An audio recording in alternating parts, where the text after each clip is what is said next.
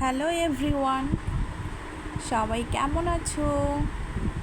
এই তো আমি চলে আসলাম গরুর মাংসের রেসিপি নিয়ে। আজকে অনেক বৃষ্টি পড়তেছে, তাই ভাবতেছি কি রান্না করব। তাই এখন রান্না করতেছি গরুর মাংস।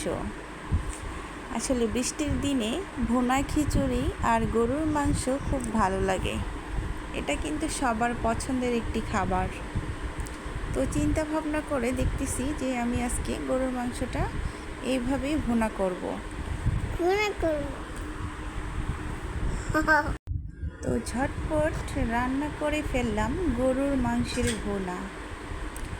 রেসিপিটি ট্রাই করবেন। আর বাইরে অনেক বৃষ্টি হচ্ছে, অনেক সুন্দর একটা দৃশ্য দেখাচ্ছে বাইরে। অনেক সুন্দর ঝিরি ঝিরি বৃষ্টি পড়তেছে।